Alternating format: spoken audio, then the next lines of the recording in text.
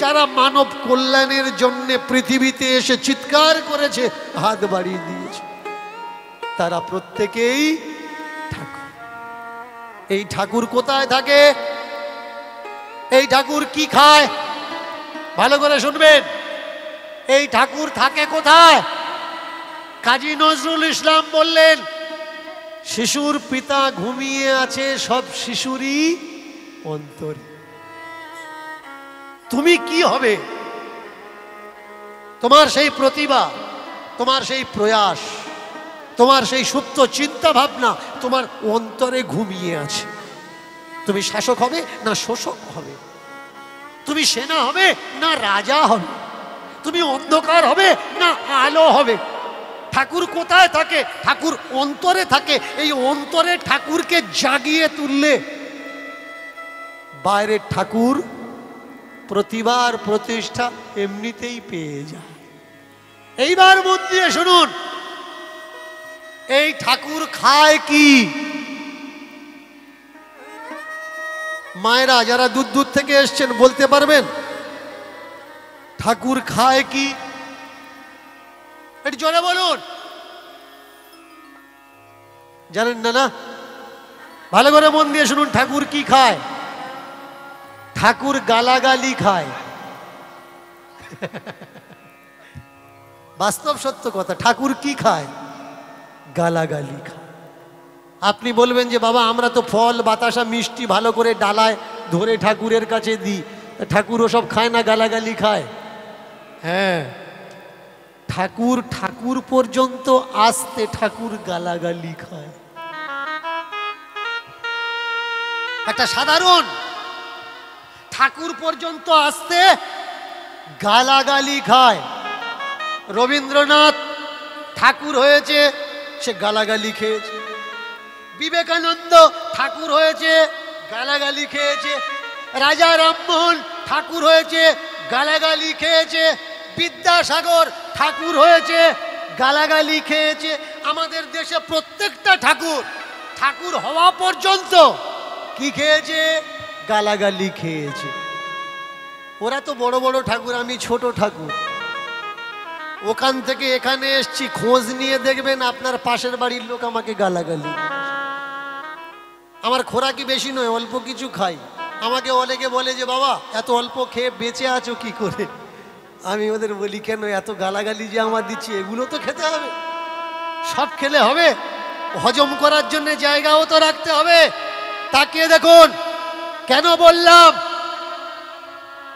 যে ধর্ম মানে অন্ধকার, দর্শন মানে অন্ধকার নয়। আমাকে অনেকে বলছে এই সব কথা বলার জন্য অন্য স্টেজ আছে, হরিবাসর কেন, কীর্তনের আসর কেন? বলুন তো, আপনার বাচ্চা, ছোট বাচ্চাটা যেখানে পায়খানা করবে সেখানে আপনি সাফ করবেন, নাকি যেখানে পায়খানা করেনি সেখানে সাফ করবেন? যার কোলে পায়খানা করেছে সেই কোলটা সাফ করবেন, নাকি যার কোলে পায়খানা করেনি সেই কোলটা সাফ করবেন? ধর্মের নাম করে আমার সমাজের মানুষ এই হরি নামের জায়গায় পায়খানা করছে, তবে গুহ্যদ্বার দিয়ে নয়, মুখ থেকে পায়খানা করছে। আর আমি একটা ভারতের নাগরিক হিসাবে এটা আমার কর্তব্য, এটা আমার দায়িত্ব, আমার কনস্টিটিউশন, আমার সংবিধান আমাকে অধিকার দেয় নাগরিক হিসাবে আমার সমাজ থেকে অন্ধকার, কুসংস্কার দূর করা। তাই নাগরিক হিসাবে সেই কর্তব্য শুধুমাত্র আমি পালন করছি, এছাড়া আর কিচ্ছু নয়। এবার আপনারা বলতে পারেন ধর্মের ভিতরে অন্ধকার কোথায়? ধর্মের ভিতরে মূল অন্ধকার গুরু পরম্পরায়। ভালো করে মন দিয়ে শুনবেন, গুরু পরম্পরা। দাদা গুরু, বাবা গুরু, পরদাদা গুরু, কাকা গুরু, জ্যাঠা গুরু। আর এই গুরুদের কর্তব্য কি? মানুষের ভিতরে শিক্ষা প্রদান করা।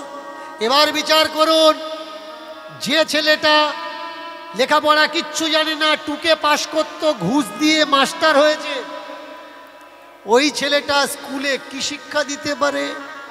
যে ছেলেটা নিজের নাম ভালো করে সই করতে পারে না, স্কুলের মাস্টারি চাকরি করছে, সে স্কুলের শিক্ষা কি দিতে পারে? আগে বোঝা লাগবে আমার ধর্মের সেই দশা।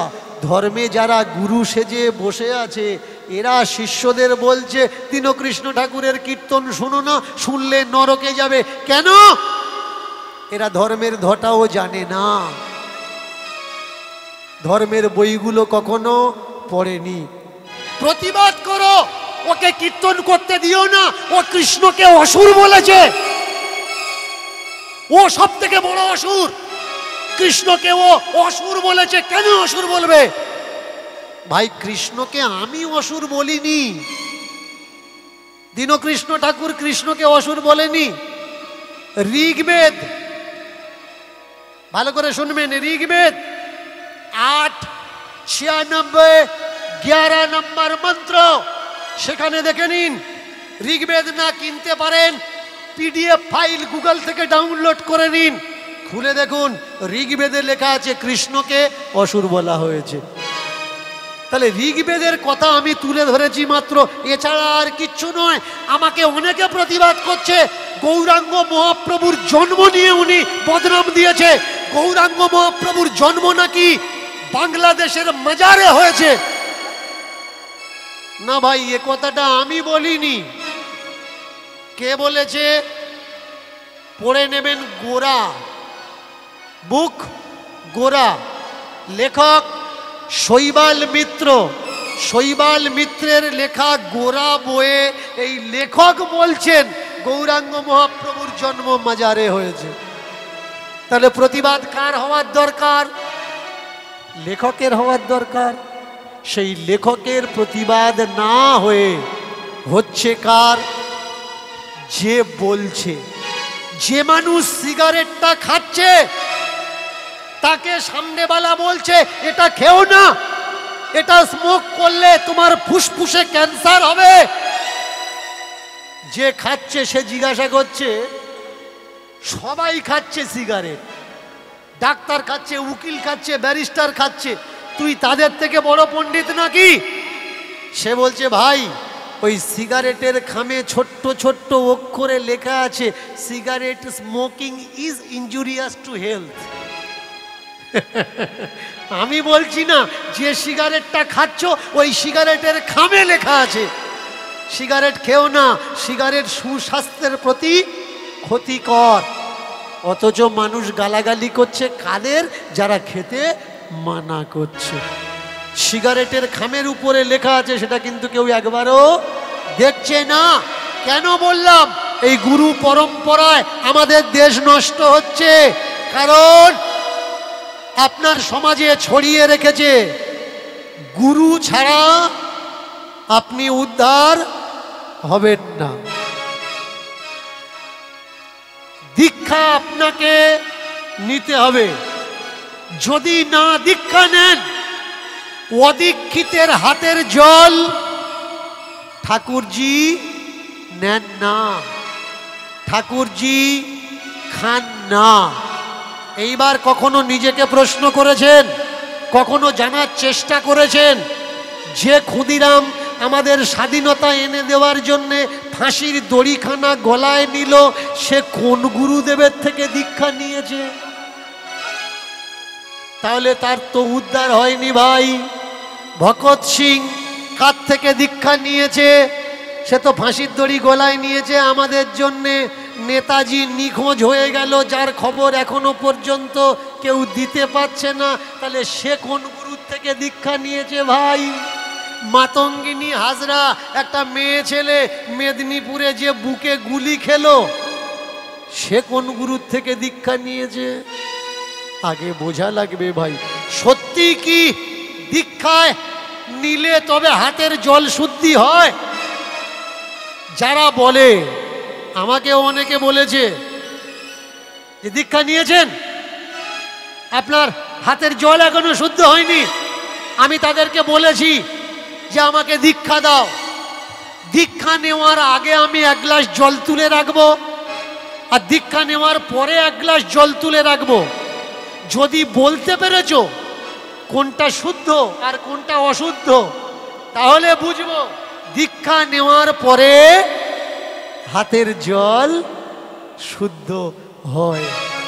তোমার বাড়িতে এসে যারা বলছে তুই দীক্ষা নিসনি, তোর হাতে খাবো না,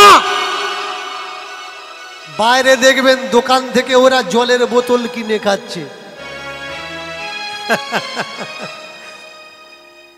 ও খোঁজ নিয়েছে জলের বোতলটা হতে তো পারে কোনো মুসলমানের ছেলে ভর্তি করেছে, কোনো কাওরা মুচি বাগদি হাড়ি ডোম তেলি খামারের ছেলে ভর্তি করেছে। না ভাই, জীবনে উদ্ধার হতে গেলে নরক থেকে স্বর্গে যাওয়া না,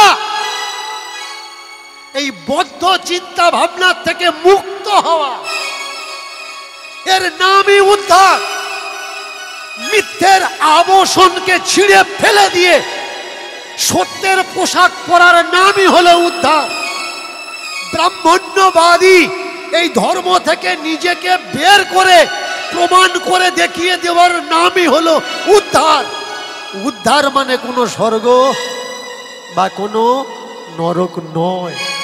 যেসব গুরুরা আপনাদের বলছে যে দীক্ষা নিলে তবে উদ্ধার হয়, দীক্ষা নিলে তবে হাতের জল শুদ্ধি হয়, আজকের কীর্তনের মাধ্যমে এক ভক্তের কথা আমি আপনাদের শোনাবো,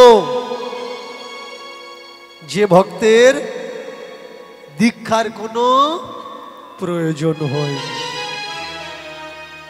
যে ভক্তের গুরুর কোনো প্রয়োজন হয়। তাকিয়ে দেখুন, উদ্ধার হতে গেলে একটাই নাম দরকার। সে নাম কি? সে নাম হলো হরি নাম। হরি কোনো নাম নয়, যিনি হরণ করার ক্ষমতা রাখেন তিনি হলেন হরি। তোমার বিনা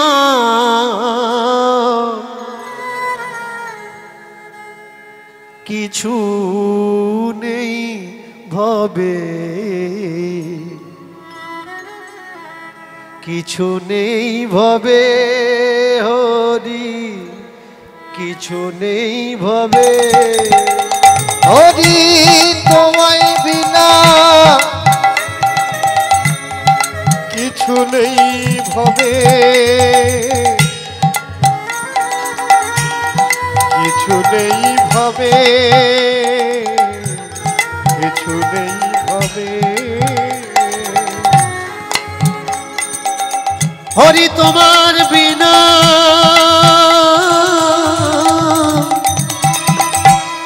কিছু নেই ভবে, কিছু নেই ভবে।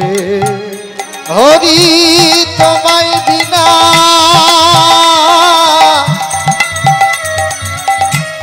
কিছু নেই ভবে, কিছু নেই ভবে। তুমি যদি কৃপা করো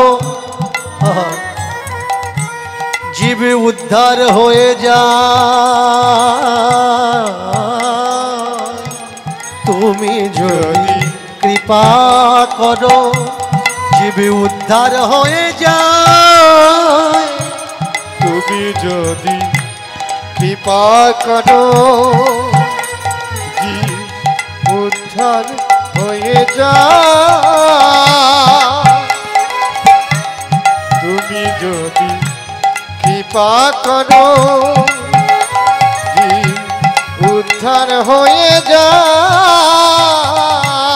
তোমার করুণা হলে মুক্তি তার আর তোমার করুণা হলে মুক্তি তার ছিল কাশী ধামের একবার বধূ, সুন্দর নগরী তার ধাম, কাশী ধামে একবার বধূ, সুন্দর নগরী তার ধাম।